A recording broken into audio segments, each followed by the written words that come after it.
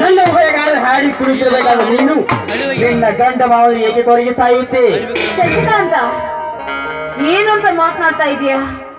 ನಾನು ನಿನ್ನ ಅಣ್ಣನ ಹೆಂಡತಿ, ಅಂದ್ರೆ ನಿನ್ನ ಅತ್ತಿಗೆ. ನಿನ್ನ ಜೊತೆ ಹಾಡಿ ಕುಣಿಬೇಕೆ? ಏನಪ್ಪಾ ಏನಪ್ಪಾ ನಿನ್ನ ಮಾತಿನ ಅರ್ಥ? ಅನರ್ಥ ಕುಳಿತರೆ ಮುಚ್ಚಿ ಮರೆಯಬಹುದು ನಿನ್ನ 35 ಉಸಿರು. ಕತ್ತಲ ಬಾಯಮ್ಮ ಕಾಲ್ಗಿಂಚಲು ಮುಚ್ಚಿ ಮರೆಯೋದು ನಿನ್ನ ಗಂಡ ಮಾವಂದ್ರು. ಮರಳಿ ಬರಲಾರ್ದಾರೇನೆ ಹುಡುಕಿಕೊಂಡಿರುವಾಗ ನಿನ್ನ ಮೈದುನಾದ ನಾನು ಮದವೇರಿ ನಿಂತಿದ್ದೇನೆ.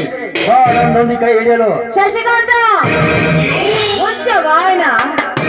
ಏನಂದೆ? ನಿನ್ನೆ ಕೈ ಹಿಡಿಬೇಕೇನೋ ನಾನು?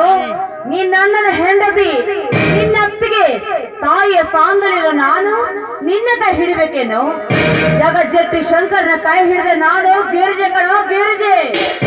ದೇವರಂತಹ ಧರ್ಮರಾಜ ಮಾವನ ಕೈಯಲ್ಲಿ ಬೆಳೆದ ನಾನು ನಿನ್ನಂಥವನ ಕೈ ಹಿಡಿಬೇಕೇನು? ಲೇ ನಾಲಾಯಕ, this is first and last warning. Get out. Wonderful your sweet. ಬಹಳ ಚೆನ್ನಾಗಿದೆ ನುಡಿ ಬಂತು ಗಿರ್ಜ.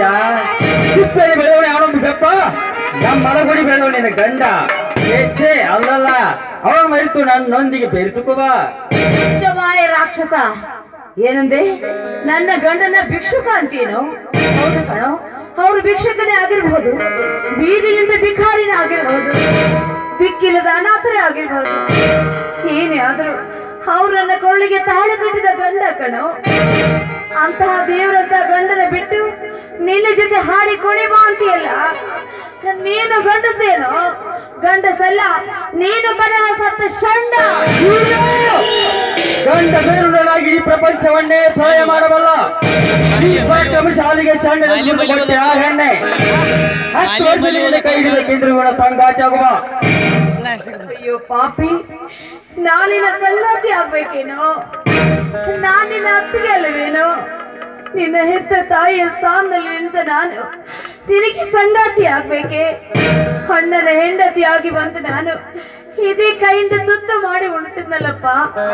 ತಾಯಿಯ ಸ್ಥಾನದಲ್ಲಿ ನಿಂತ ನಾನು ನಿನಗೆ ಸಂಗಾತಿ ಆಗ್ಬೇಕೆ?